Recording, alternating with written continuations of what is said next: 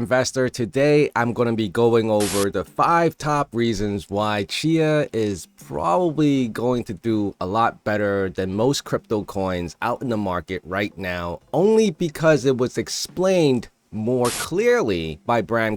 Now, when I say this is the first time on Twitter that I have encountered Bram actually explaining something in more details. Maybe because now Chia actually has all these things in place that can actually be used to explain real use cases. Unlike before, there was no real use case and no one can even explain what Chia can do or any other cryptocurrencies can do. Now, some of them are really out there just to make some good money, and there are other ones that just, have no legitimate reasons to exist besides being a Ponzi scheme to make money off of people. All right, so what am I getting at? And today we're talking about Bram's tweet on Twitter. I know a lot of you guys that follow me are not on Twitter, but I do follow certain people. So when they do tweet and it's useful, I will talk about it. This was tweeted on May 14th, which was yesterday. I resonated with this question and it really explained what Chia is trying to accomplish or what Bram is trying to accomplish. So let's go through this. People sometimes ask, what are the real use cases of cryptocurrencies? I ask that all the time, on certain ones at least. This is an honest question. I used to ask it myself. When they say the answer they're getting are bad, they're being honest.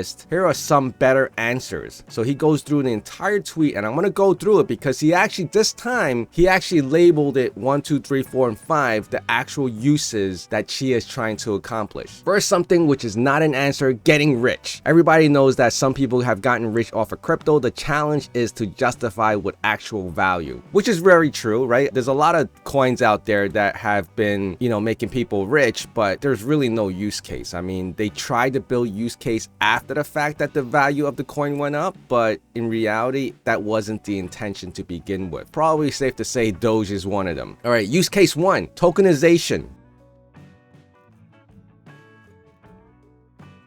Unfortunately, the tokenization which has happened thus far is mostly people selling illegal securities on the world's most subsidized hosting service. But enabling market is a big chunk of what the financial industry as a whole does. Enabling market can make commerce much more efficient and result in business which otherwise wouldn't exist. Carbon credits are a particularly good use for this because they come from many different international sources. Carbon tokenization hasn't happened en masse yet because the issuers have looked into and found that proof of work is extremely wasteful and exactly the opposite of what they're trying to achieve. Proof of stake is untrustworthy, decentralization theater, and the on-chain commerce capabilities of the ETH-based tokenization standard suck. No doubt people are getting to respond by screaming that me saying this is self-selfing. I'm pretty sure it's selfish, but it's true. And I had the same thoughts. But rather than getting righteous, I'm actually building solutions. Okay, so use case 1. He's saying that proof of work is not going to be efficient. Proof of stake, it's not really decentralized. So what he's saying here, use case 1 is Chia has a better footprint on this than proof of stake,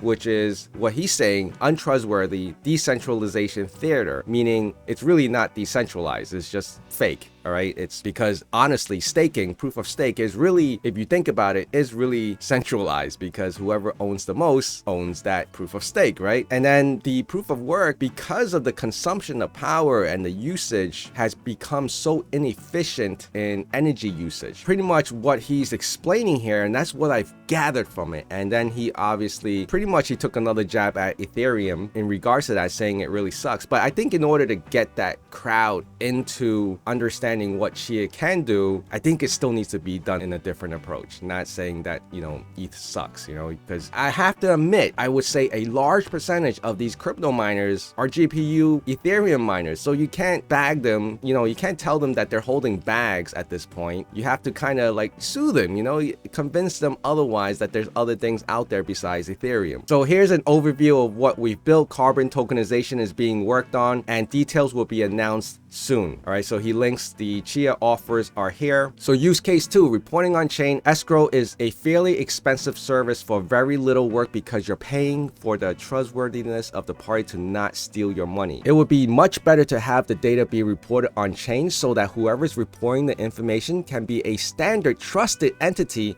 who never holds on to the money and the transfer happens and is enforced on chain. We're building this with our data layer product, and it has a lot of utility even without the escrow functionality, because having a definitive audited public database is useful for all kinds of things. So let me see if I could understand this one correctly. So use case 2 is having a large amount of hosts, like these nodes, these faux nodes, distributing the information accurately, because you can't manipulate if you have that many nodes on the network. And the information that's provided here, what I'm understanding that he's saying, the auditing process, meaning it's going to be as bright as day when the information is passed down from one person to the other. Meaning you can't manipulate this in reality, and this is what Chia is known for, its own security, because of the masses of the nodes that are out there distributing this information. Again, guys, if you think I'm interpreting this, inaccurately, comment below. Let me know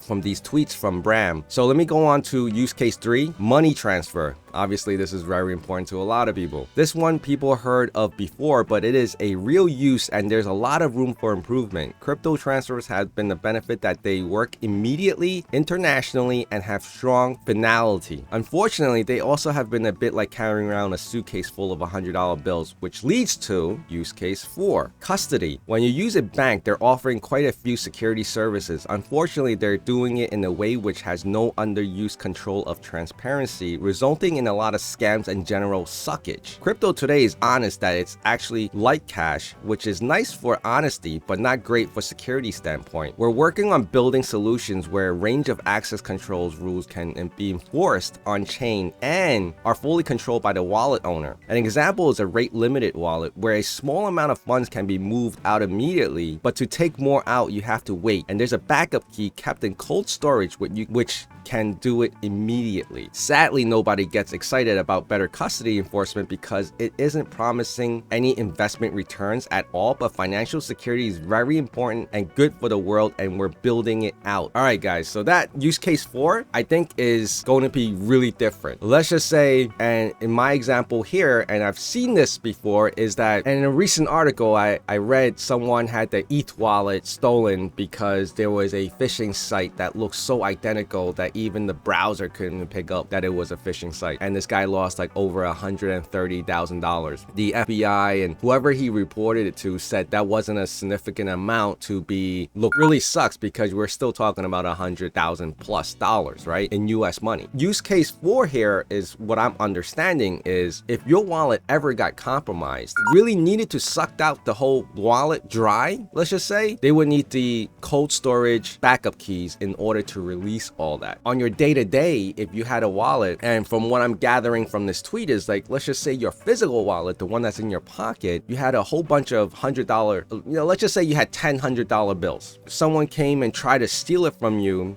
not the entire wallet. So what he's saying here is that they can't just steal the entire wallet. The only time you can actually steal something is when you actually open the wallet and start taking out the money. Maybe the $100 bill that you took out can be stolen because it's already in your hand, but the rest of your wallet, which is the $900 that you have, the other $100, is still in your wallet. And the only way the other person can actually steal that from you physically, let's just say, is if you actually have the whole wallet in your hand. That means you have the whole trusted key, everything's entered in, and they're ready to just take it. So this is a good thing. I'm hoping that my analogy made sense. So this is a good thing, because let's just say your Chia wallet had 100 XCHs right now, or 1,000 XCHs. Someone just can't come because they have access to your wallet to liquidate it all at once. Now, I don't know what percentage can come out of that, but they definitely will not be able to take out the whole thing. And I'm sure the details of that will be explained a little later on, like what exactly can I take out at once unless I have the backup key from my cold storage. It's true what he's saying here. Sadly, nobody gets excited over this because it's not really promising any investment returns. It's promising a security for you as an end user who's using this service, but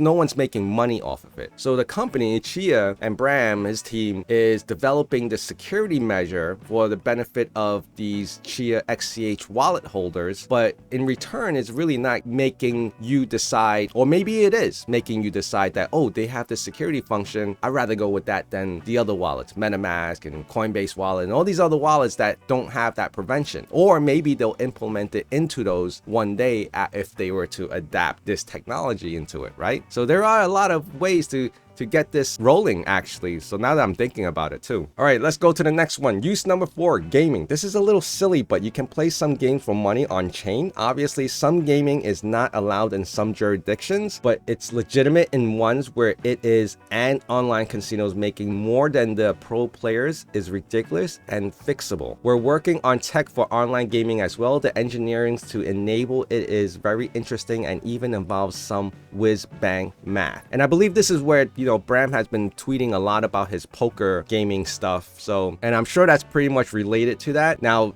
gaming doesn't have a huge use case for it in regards to gaming, doesn't have a huge tweet. I'm sure that's another use case he's trying to develop for XCHs. Use case 5, and I totally agree with him on this one because this one made me actually laugh. Use case 5, NFTs. You've heard about these already and they are a bit silly, but there is some utility there, and if you're going to do them, you should do them right, which we're doing. So he linked our vision of the Chia NFTs. So he just linked that. That was just released a few days ago. This is by no means a comprehensive list, but that's already a lot of stuff. You might notice that it isn't claiming that lots of value is being created today, more a roadmap for things coming up in the future. It's good to be honest about where things stand. I think this had to be one of the most informative tweets that Bram has put out in a while, explaining the 5 use cases of what Chia can do and where it's going. Now, each use case can have multiple tiers, right? A lot of these use cases can spawn off to multiple different projects. Gaming, for instance, can just go off on a tangent and go on a wild of its own. The whole gaming stuff can definitely be used in a whole different variety of ways. The NFT stuff. Now, the security of the wallet, I believe that's just a one case thing. I mean, that's